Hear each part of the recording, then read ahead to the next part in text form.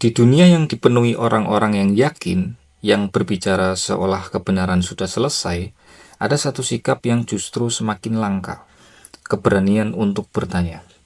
Sokrates tidak terkenal karena jawabannya, ia dikenal karena keberaniannya berkata, "Aku tidak tahu." Dan anehnya, dari pengakuan itulah kesadaran lahir. Jika kamu berada di sini, mungkin kamu juga sedang tidak mencari jawaban yang cepat. Mungkin kamu hanya ingin berpikir lebih jujur. Filstua tidak dibuat untuk mengajari kamu merasa paling benar. Channel ini dibuat untuk menemani kamu menjadi lebih sadar. Bukan karena teriakan, bukan dengan klaim kebenaran, tetapi dengan pertanyaan yang pelan-pelan mengganggu.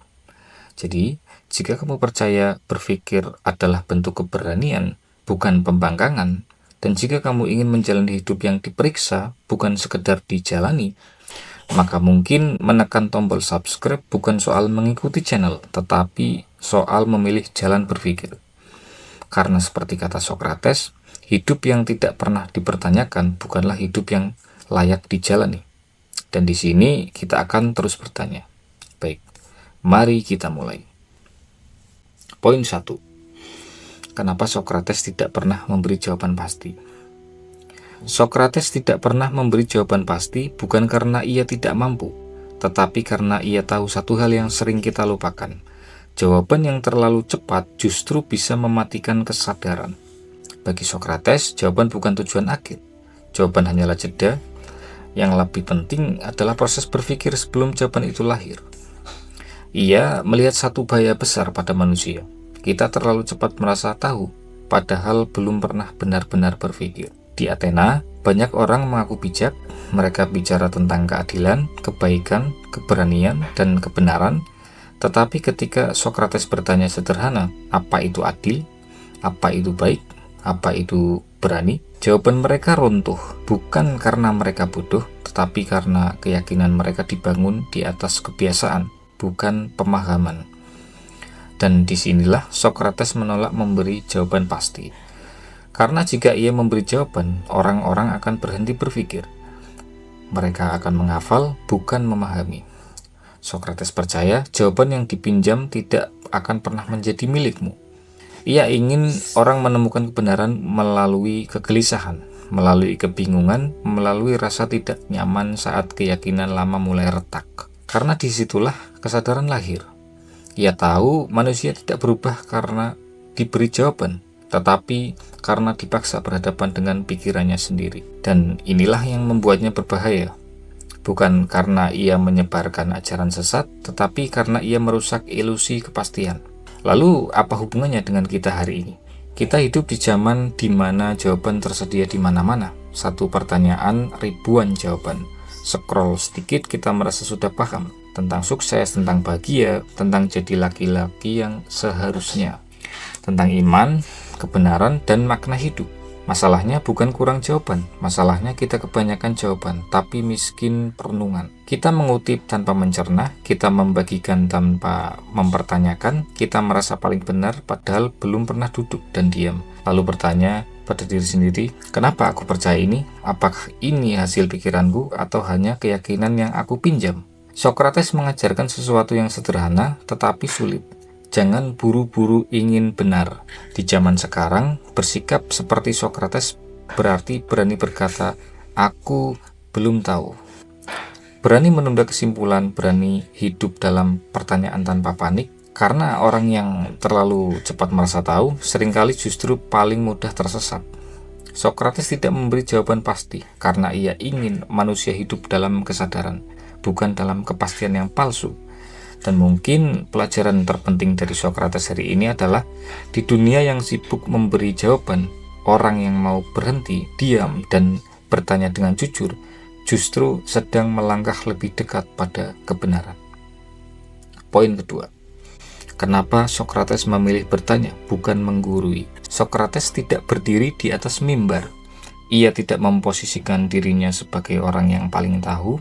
Ia tidak datang membawa doktrin, rumus hidup, atau jawaban final. Ia datang dengan satu senjata sederhana, pertanyaan. Bagi Sokrates, menggurui adalah posisi yang berbahaya, karena saat seseorang menggurui, ia menempatkan dirinya di atas orang lain. Dan dari posisi itu, kebenaran seringkali berubah menjadi alat kekuasaan. Sokrates menolak posisi tersebut. Ia tidak ingin orang mengikutinya. Ia ingin orang bertemu dengan pikirannya sendiri. Dengan bertanya, Sokrates tidak sedang menunjukkan kepintarannya. Justru sebaliknya, ia sedang menarik lawan bicaranya untuk ikut turun ke dalam proses berpikir. Ia percaya satu hal, orang tidak belajar karena diajari, tetapi karena disadarkan. Menggurui membuat orang patuh, bertanya membuat orang sadar. Menggurui menciptakan murid, bertanya melahirkan pencari. Dan Sokrates tidak tertarik mencetak pengikut. Ia tertarik membangunkan manusia dari tidur panjang bernama merasa sudah tahu. Karena itulah pertanyaan sering terasa menjebak, bukan untuk mempermalukan, tetapi untuk membuka lubang kecil di tembok keyakinan yang terlalu kokoh. Sokrates tahu selama seseorang belum menyadari bahwa ia belum tahu, selama itu pula ia tertutup dari kebenaran. Maka ia tidak menggurui, ia memancing, ia membiarkan orang berbicara. Hingga akhirnya orang itu sendiri menyadari kontradiksi dalam pikirannya. Dan di titik itulah kesadaran mulai bekerja.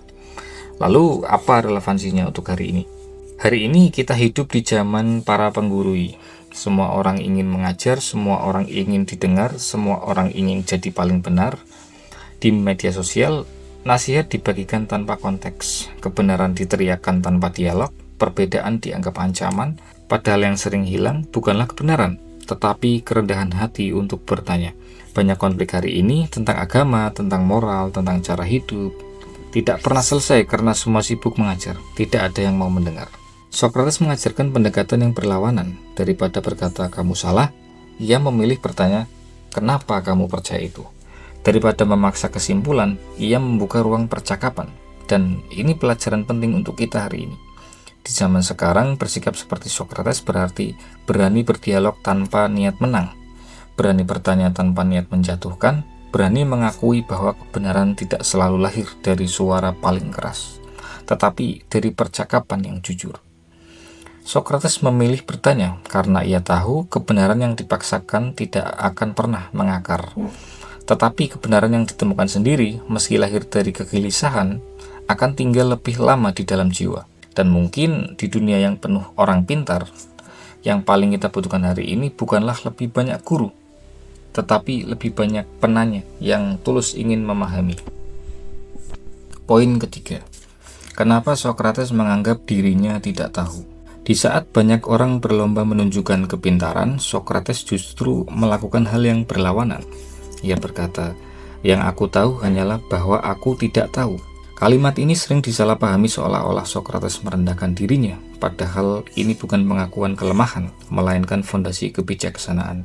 Di saat banyak orang berlomba menunjukkan kepintaran, Sokrates justru melakukan hal yang berlawanan. Ia berkata, yang aku tahu hanyalah bahwa aku tidak tahu.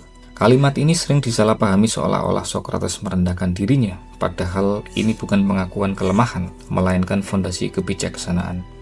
Sokrates hidup di tengah orang-orang yang merasa paling tahu, politisi, penyair, cendekiawan, semuanya yakin dengan pengetahuan mereka sendiri. Namun setelah ia ajak berdialog, satu pola muncul berulang kali. Mereka tahu banyak istilah. Dan disitulah Sokrates menarik kesimpulan penting. Bahaya terbesar manusia bukanlah ketidaktahuan, melainkan merasa sudah tahu. Merasa tahu membuat seseorang berhenti bertanya. Merasa tahu membuat seseorang menutup telinga. Merasa tahu membuat kebenaran tidak lagi perlu dicari. Maka ketika Sokrates mengatakan dirinya tidak tahu, ia sedang membuka ruang untuk belajar, ruang untuk mengubah, ruang untuk kebenaran datang dari arah yang tak terduga. Bagi Sokrates, mengakui ketidaktahuan bukan tanda kekalahan, tetapi titik awal pencarian.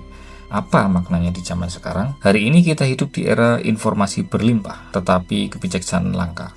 Satu artikel dibaca, lalu merasa ahli, satu video ditonton, lalu merasa paham segalanya, pendapat diulang tanpa pernah dipertanyakan. Kita sibuk terlihat pintar daripada benar-benar memahami. Dan disinilah pelajaran Sokrates mengakui, aku belum tahu, di zaman sekarang sering dianggap lemah. Padahal justru sebaliknya, orang yang berani berkata aku tidak tahu adalah orang yang masih hidup secara intelektual. Ia tidak takut berubah, ia tidak takut salah, ia tidak takut memperbaiki pandangan. Sementara orang yang merasa sudah tahu seringkali lebih mudah tersinggung, lebih defensif, dan lebih keras kepala. Karena yang dipertaruhkan bukanlah kebenaran, tetapi ego. Socrates mengajarkan bahwa kerendahan hati intelektual adalah kekuatan yang sunyi. Ia tidak perlu berteriak, ia tidak perlu menang debat, ia hanya perlu jujur pada keterbatasannya sendiri. Dan justru disinilah ia menjadi lebih bebas. Bebas dari keharusan terlihat pintar, bebas dari beban mempertanyakan citra, bebas dari beban mempertahankan citra, bebas untuk terus belajar. Penerapan dalam hidup hari ini menjadi seperti Socrates hari ini tidak berarti merendahkan diri secara palsu. Artinya sederhana, berani menunda kesimpulan, berani berkata, aku belum paham sepenuhnya, berani mendengar sudut pandang orang lain tanpa merasa terancam. Dalam pekerjaan, ini membuat kita lebih terbuka belajar. Dalam hubungan, ini membuat kita lebih mudah memahami. Dalam iman, ini membuat kita lebih tulus mencari, bukan sekedar membela. Karena iman yang matang tidak lahir dari merasa sudah tahu segalanya, tetapi dari kesadaran bahwa kebenaran jauh lebih besar daripada akal kita sendiri. Socrates menganggap dirinya tidak tahu, bukan karena ia kosong, tetapi karena ia sadar betapa luasnya yang belum ia pahami. Dan mungkin di dunia yang penuh orang merasa paling benar ini, sikap inilah yang paling langka. Bukan kepintaran, tetapi keberanian untuk berkata, aku belum tahu. Poin keempat, kenapa Socrates lebih percaya pertanyaan daripada jawaban? Di dunia yang mencintai kepastian, jawaban terasa aman. Jawaban memberi kesan selesai, jawaban membuat kita memegang kendali, jawaban memberi ilusi bahwa pencarian telah berakhir. Namun bagi Socrates justru disitulah masalahnya. Jawaban seringkali menenangkan, tapi jarang membangunkan. Sementara pertanyaan meski tidak nyaman, memaksa seseorang tetap hidup secara intelektual. Socrates melihat bahwa jawaban bisa diwariskan tanpa dipahami, tetapi pertanyaan harus dialami sendiri. Seseorang bisa menghafal jawaban tentang keadilan, tetapi ketika ditanya apa itu adil, barulah ia sadar bahwa ia belum pernah benar-benar memikirkannya. Maka Socrates lebih mempercayai pertanyaan, karena pertanyaan tidak memanjakan ego. Pertanyaan membongkar asumsi, pertanyaan mengganggu keyakinan palsu, pertanyaan memaksa kejujuran, dan kejujuran bagi Socrates jauh lebih berharga daripada jawaban yang terdengar indah. Pertanyaan sebagai proses, bukan alat menyerang. Banyak orang yang mengira Socrates bertanya untuk menjatuhkan lawan bicara, padahal yang ia lakukan adalah sebaliknya. Ia menggunakan pertanyaan sebagai cermin yang memantulkan apa yang sebenarnya kita pahami dan apa yang kita hanya ulang. Ketika seseorang marah pada pertanyaan, seringkali yang terganggu bukan pemikirannya, melainkan egonya. Karena pertanyaan yang jujur tidak menyerang, ia hanya membuka. Dan tidak semua orang siap melihat isi pikirannya sendiri. Ketika Socrates memahami satu hal penting, kebenaran yang dipaksakan lewat jawaban akan cepat ditolak. Tetapi kebenaran yang lahir dari pertanyaan akan tinggal lebih lama. Maknanya di zaman sekarang, hari ini kita hidup di era opini cepat saji. Judul harus tegas, pendapat harus keras, sisi abu-abu dianggap lemah, siapa yang ragu dianggap tidak punya pendirian, siapa yang bertanya dianggap tidak tahu apa-apa. Padahal justru sebaliknya, pertanyaan adalah tanda bahwa seseorang masih berpikir. Di tengah banjir konten, jawaban bisa diproduksi massal. Tetapi pertanyaan yang baik lahir dari perenungan. Pertanyaan membuat kita berhenti sejenak, bukan langsung bereaksi. Dan di dunia yang bergerak terlalu cepat, berhenti adalah tindakan yang revolusioner. Penerapan dalam hidup hari ini lebih percaya pada pertanyaan bukan berarti menolak jawaban. Artinya kita tidak menjadikan jawaban sebagai titik akhir. Dalam hidup, pertanyaan membantu kita menilai ulang arah. Apakah yang aku kejar benar-benar penting, atau hanya yang terlihat penting? Dalam karir, pertanyaan mencegah kita terjebak rutinitas yang kosong. Dalam relasi, pertanyaan membuka empati, bukan asumsi. Dan dalam iman, pertanyaan yang jujur bisa menjadi jalan pendalaman, bukan ancaman. Socrates mengajarkan bahwa pertanyaan yang tepat lebih berharga daripada 1000 jawaban instan, karena jawaban bisa membuat kita merasa pintar, tetapi pertanyaan membuat kita tetap rendah hati.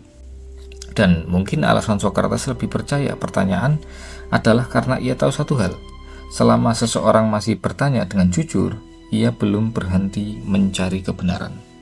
Oke, kesimpulan, apa yang bisa kita pelajari dari Socrates hari ini?